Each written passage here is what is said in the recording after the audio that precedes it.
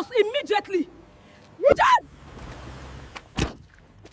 Mr. Chairman, we've come to take you home.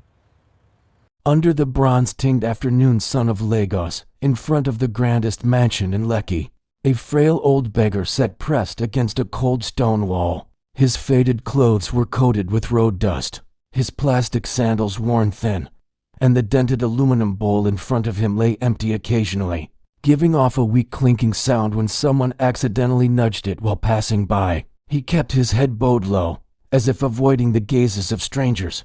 Yet deep within his time-clouded eyes glimmered a calm that was strangely hard to explain. The neighbors began to whisper, "A beggar dares to sit in front of a rich man's gate? He must have a death wish. This place is full of powerful people." Some shook their heads in disdain. Others slowed their cars, staring just long enough to satisfy their curiosity before driving away. No one questioned why the old man had chosen this very gate where guards changed shifts every hour, where surveillance cameras tracked even the smallest movement. To them, he was merely an unsightly blemish in front of cold, glittering wealth. The tall black iron gate loomed like a wall dividing two worlds. Inside were perfectly manicured lawns, vibrant imported flowers, and a fountain that murmured endlessly. Outside were road dust, blaring horns, and an old beggar treated as though he did not exist. Yet anyone who looked closely would notice that he was not begging. He did not stretch out his bowl. He did not lift his eyes to plead. He simply sat there in silence, as if waiting for something long promised. Each time the gate opened to let a car in or out, the old man gently raised his head. His gaze was not that of a starving man asking for food, but of someone searching for a familiar face buried deep in memory. His trembling hands rested on his knees, fingers calloused as though they had once held things far greater than that dented bowl. A young housemaid stepped out, frowning at him. "Old man, go somewhere else. This isn't a place for beggars." Her voice was sharp, practiced in driving away anything that didn't belong. The old man lifted his head, looked past her at the gate, then met her eyes. His voice was hoarse but steady, no pleading, no resentment. "I'm just sitting here for a while. I'm not disturbing anyone." For a brief moment, she hesitated. There was something in his tone that felt unsettling, not because it was pitiful, but because it was too composed, as if he did not stand beneath her at all. Still, she snorted softly and turned back inside, leaving the gate to close with a heavy clang. The shadows of evening stretched longer. The whispers continued. No one knew that the man they called a beggar had once walked through that very gate with his head held high, had once signed contracts that transformed all of Lekki, had once laid the first stone that built the mansion now towering before him. No one knew that he had not come to beg, nor to draw attention. He had come to look back, to see, after all the wealth, power, and glory he had left to his son, what truly remained at this gate: humanity, or nothing more than contempt for the weak. The old man closed his eyes, letting the sea breeze carry salt and old memories across his weathered face. Before him, the mansion gate stood silent and proud, but deep within, a quiet tide was rising, a tide of truth, of karma, and of a day when every scornful gaze cast today would be forced to bow before the very man they once drove away. The black iron gate swung open with a dry metallic clang, slicing through the heavy stillness in front of the mansion. The sound rang out like a warning, instantly drawing the attention of the curious neighbors who turned to look. Kemi stepped out. She wore a light-colored silk dress, her high heels striking the stone pavement in sharp, measured steps, decisive and cold. Her face was flawlessly made up, not a wrinkle in sight, yet her eyes were sharp as blades. They were the eyes of someone accustomed to giving orders, accustomed to looking down from above at those she deemed beneath her. She stopped in front of the old beggar. She did not bend down. She did not ask a single question. She simply looked at him from head to toe, as one would look at a stain in front of their own gate. "Old man," Kemi snapped, her voice harsh and openly contemptuous. "Get lost. Don't sit here and disgrace my family." Her words were loud enough for several neighbors to hear. Some curled their lips into mocking smiles. Others shook their heads in quiet disapproval. But no one stepped in. In the presence of this family's wealth and power, Silence had always been the safest choice. The old man trembled slightly, not from fear, but from the stronger evening wind that carried a chill deep into his frail body. He slowly raised his head, his time-clouded eyes meeting Kemi's gaze. That look made her pause for a split second. She couldn't explain it, but she felt uneasy, as if someone were seeing straight through her. His voice shook, rough and hoarse. I'm just asking for a little food, even a small amount." The words were simple, free of the pitiful pleading one often heard from beggars. They sounded more like the request of someone exhausted by hunger and sun, yet still clinging to the last shred of dignity he possessed. Kemi laughed, a short, sharp, icy laugh. "Food," she sneered. "We don't feed beggars here." She crossed her arms, her eyes flicking down to the dented aluminum bowl at his feet, then back up to his weathered, sun-scorched face. One thought flashed through her mind: how to get rid of him as quickly as possible. "Do you even know where you are?" Kemi continued, her tone dripping with sarcasm. "This is my family's mansion, not some marketplace for you to sit and beg." The old man lowered his head, not in shame, but as if suppressing something buried deep inside. His hands tightened around his knees, his fingers trembling. He remained silent for a long moment, long enough for the steady, cold sound of the fountain inside the mansion to drift out. "I'm not bothering anyone," he said softly. "I'll just sit for a while, then I'll leave." That calm reply only irritated Kemi further. She hated that tone, hated the feeling that this old man was not afraid of her, not afraid of the mansion behind her, nor of anything she could do. "No," she cut him off, her voice rising. "You leave now, before I call security." The neighbors' whispers grew louder. "That daughter-in-law is ruthless, so rich, yet so heartless." But Kemi didn't care. To her, the family's image mattered more than any old beggar. She didn't know and couldn't possibly imagine that the man sitting with his head bowed before her had once passed through that gate as its owner, had once held in his trembling arms the little boy she now called her husband. The old man took a deep breath. For a brief moment, sadness flickered in his eyes, not the sadness of someone being driven away, but the sadness of someone realizing he was standing before a heart long sealed shut. He quietly pulled the aluminum bowl closer to himself, an almost instinctive gesture.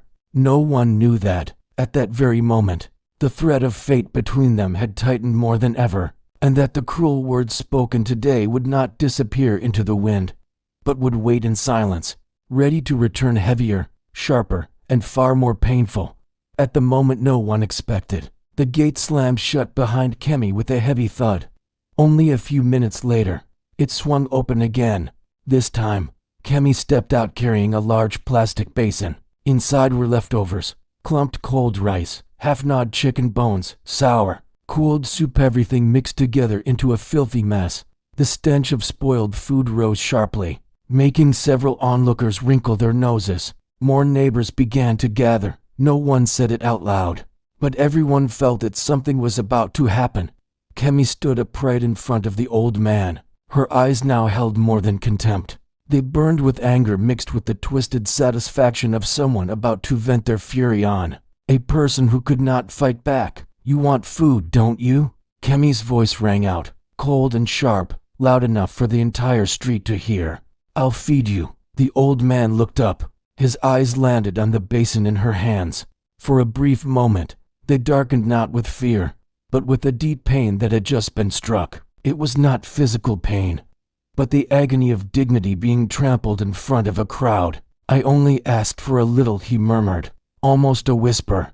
"Not much." Kemi burst out laughing. The sound was loud, shrill, and openly defiant. "Little or much, you're still just a beggar," she snarled. "And beggars should know their place then." Before the stunned eyes of the neighbors, Kemi suddenly tilted the basin. Splash! All the leftover food was hurled straight onto the old man. Cold rice clung to his white hair. Chilled soup streamed down his wrinkled face, soaking into the frayed collar of his shirt. Chicken bones scattered across the ground, some clattering into the dented aluminum bowl. The sour, icy stench engulfed him in an instant.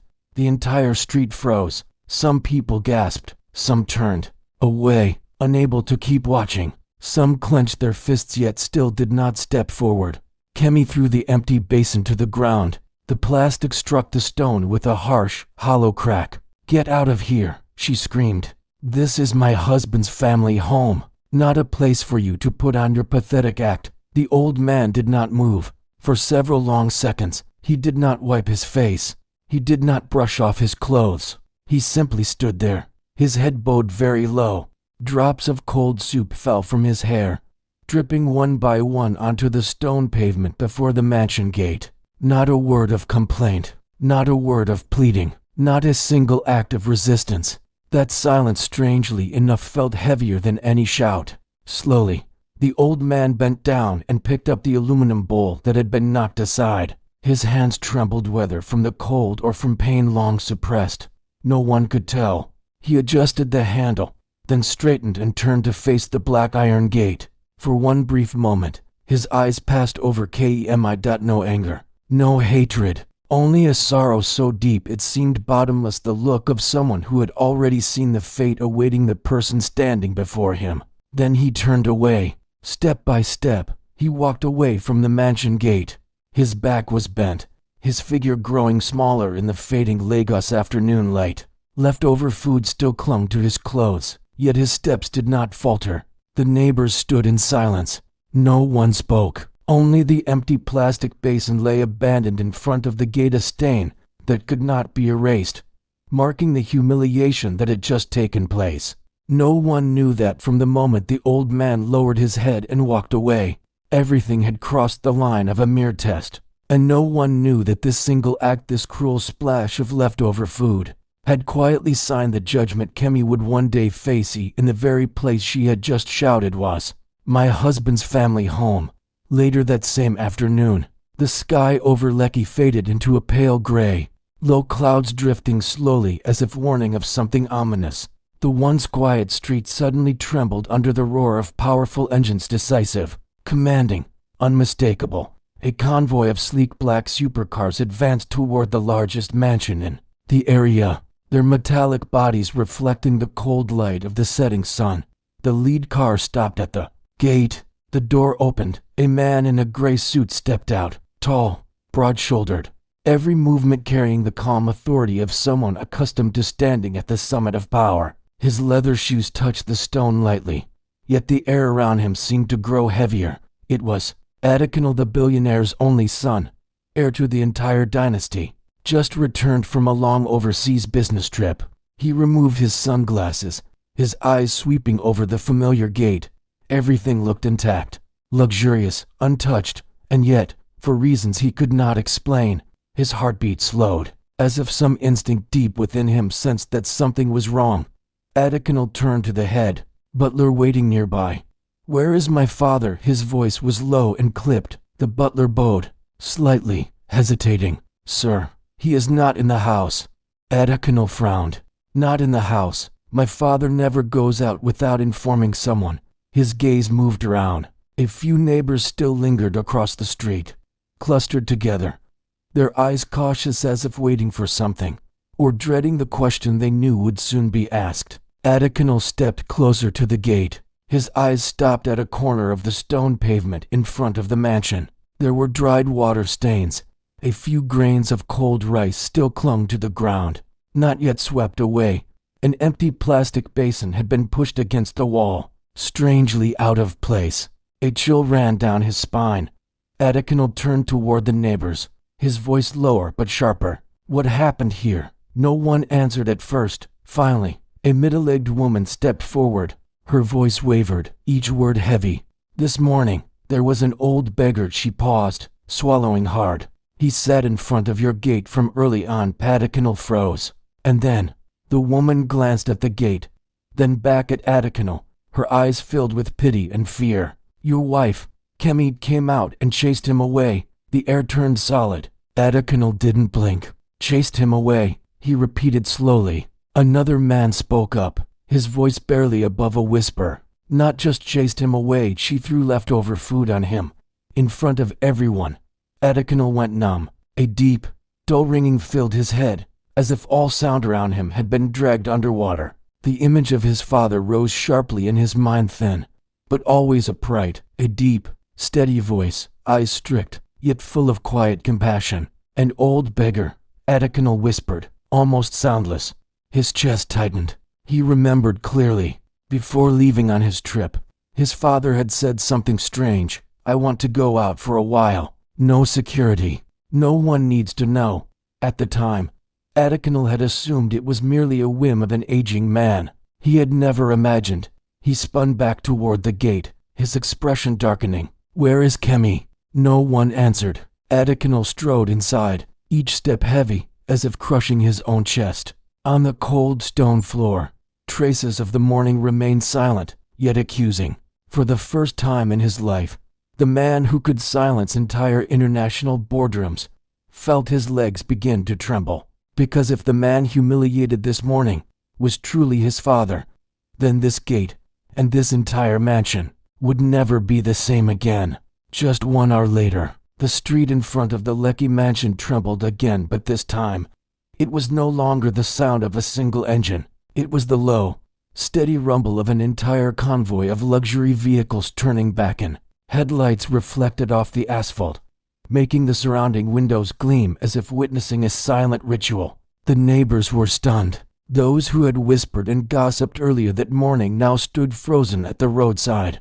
No one spoke. No one dared to breathe too loudly. Instinct told them what was about to happen would be unlike any previous display of wealth or power. The car at the center of the convoy slowed and stopped before the gate. The door opened. A pair of traditional leather shoes stepped onto the stone pavement slowly, firmly. Then everyone held their breath. The man who stepped out was the same old beggar from that morning, but the torn clothes were gone. The dented aluminum bowl was gone.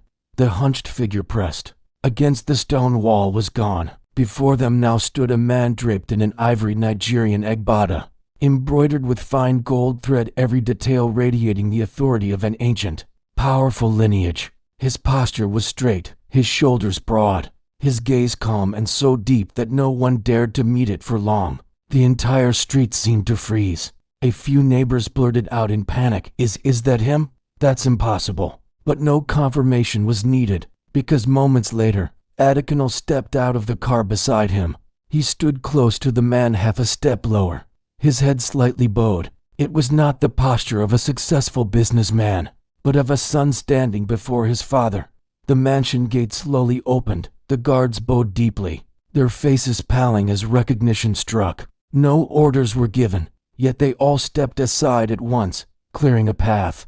Atakanal took a deep breath. His voice rang out low, but trembling. "Father," just one word, yet heavier than every financial report, every multi-million-dollar contract he had ever signed. I'm sorry for letting this happen. No one had expected that." One of the most powerful men in Lagos's business world, standing publicly at his own gate, apologizing. The old man had wailed. The father did not respond immediately. He looked around, at the glossy black, iron gate, at the stone pavement where he had sat with his head bowed that morning, at the neighbors' eyes, trembling with regret, fear, and the realization that they had just witnessed a mistake that could never be undone. Finally, his gaze settled on the faint water stain, on the stone where the basin of leftovers had been hurled. His face showed no anger, only a chilling calm. "You don't need to apologize for yourself," he said slowly. "You weren't here." His voice was not loud, yet every word fell straight into the heart. "Just remember this," he continued. "Power is not measured by how much money you have, but by how the people in your household treat those weaker than themselves." Atakanal lowered his head even further, his hands clenched tightly, his nails nearly digging into his palms. For the first time in his life, he understood that some mistakes cannot be fixed with money nor hidden behind reputation. Inside the mansion, behind the thick glass, Kemi stood frozen. She saw everything. The beggar she had splashed with leftover food, now standing at the gate in majestic egbada, escorted by a convoy, while her own husband bowed and apologized before him. Her legs gave way, and Adwell took one step forward, just one, into the mansion grounds. That single step was not heavy, but it was enough to shake the fate of everyone who had looked down on him that morning. The glass doors burst open with a sharp, echoing crash. Kemi rushed toward the gate. The arrogance of the morning was gone. The contemptuous smile was gone. Her face was pale, the once flawless makeup now only highlighting her trembling lips and panicked eyes. Her high heels faltered as she caught sight of the man, standing in the courtyard draped in majestic agbada, surrounded by bodyguards and the respectful gaze of everyone present. She froze, her throat tightened. "Effed father." The words slipped out weakly, like a desperate lifeline thrown too late. The old man Adwale turned around. His eyes were no longer lowered in avoidance as they had been that morning. They were steady, deep, and calm, the gaze of someone who had seen through a person's true nature in just a few short hours. "When I was poor in your eyes," he said slowly, every word clear, "you treated me like trash." No shouting, no accusations, just one sentence colder than any verdict. Kemi staggered back a step. "No, that's not true." Her voice broke. "I didn't know. I thought what?" Adwale interrupted, his tone still calm. "That someone without a suit doesn't deserve respect, that someone who begs has no dignity." He took one step forward. The space itself seemed to shrink with that single step. "I didn't test you with money," he continued. "I tested you with humanity." Adekinal stood beside his father, his expression now completely hardened. He was no longer the conciliatory husband, no longer the man caught in between. In that moment, he was simply a son facing the bitterest truth of his life. He looked at Kemi long and hard. Then he spoke, his voice low but final, leaving no room for argument. "You drove my own father out of this house." The words fell like a blade. Kemi broke down in tears. I was only trying to protect the family's image." Adekinal gave a bitter smile. "Image? You humiliated the very roots of this family, in front of the entire neighborhood." He turned to the guards. Men in black suits had already taken their positions, eyes stern, awaiting orders. No one spoke, yet the tension grew so heavy it seemed to thicken the air itself. Adwale raised his hand, just a slight gesture. Everything stopped. He looked at Kemi one last time. No anger, no hatred, only a deep disappointment, the kind reserved for someone in whom great hopes were once placed. "I'm not driving you away," he said. "I'm simply returning you to the place you chose for yourself this morning." He turned his back and walked slowly toward the mansion, a place that had once been his home, but now carried a very different meaning. Behind him, Kemi collapsed onto the cold stone ground. There were no loud sobs, only the ragged breathing of someone who had just realized that everything she had relied on, money, status, that iron gate, could not save her from her own choices. The guards remained motionless, waiting for orders, and everyone understood. Today was not only the day a daughter-in-law was exposed, it was the day the true face of human nature was laid bare before the very gate they had once been most proud of. A terrifying silence fell over the space in front of the mansion gate. No more whispers, no more engines, only the evening wind weaving through the tall palm trees, brushing softly across the cold stone ground where everything had begun. Adwale stood before the black iron gate. The man who had bowed his head here as a beggar that morning now stood upright, hands clasped behind his back, the commanding presence of a patriarch who had known both glory and humiliation. He looked straight at Kemi. There was no anger in his eyes, no hatred. It was the gaze of someone who had seen the very core of a person's nature and found nothing left to argue about. His voice rang out slowly, deep and clear, each word etched into the air. "A person who does not honor their parents has no right to step through this gate." He did not raise his voice, yet the words weighed heavier than any condemnation. Kemi stood frozen. Her eyes were wide and hollow. In that moment, she understood she was not being punished for being poor or rich, nor for a basin of leftovers. She was paying the price for how she had treated a human being when she believed he had no value. The guard stepped forward, not roughly, not in haste, just a professional, decisive movement, as if completing a procedure that had been set in motion long ago. "Ma'am, please step outside." Kemi did not resist. She walked slowly, each step trampling over the memory of that morning when she had stood in this very spot, pointing, shouting, driving an old man away from the gate. Now, the positions were reversed. The gate still stood before her, but behind her, it was no longer home. Kemi crossed the final boundary. The guards stopped. The massive black iron gate began to close. Bang! The sound rang out, final and cold, sealing not just an entrance but a destiny. Adekanal stood in silence. He stared at the closed gate, then turned to his father. In his eyes there was no longer anger, only a deep pain, and a lesson that would never be forgotten. Adwael placed a hand on his son's shoulder, his voice lowering. Money can build a mansion, power can raise a high gate, but only filial piety and character decide who is allowed to enter. The camera slowly pulled back. The black iron gate stood tall in the frame, a silent boundary between two worlds. Inside, awakening. Outside, consequence. The narrator's voice rose gently, closing the story. Some doors close not because of poverty, but because a person is no longer worthy to pass through. Karma does not knock loudly. It simply waits and closes the gate at the right moment.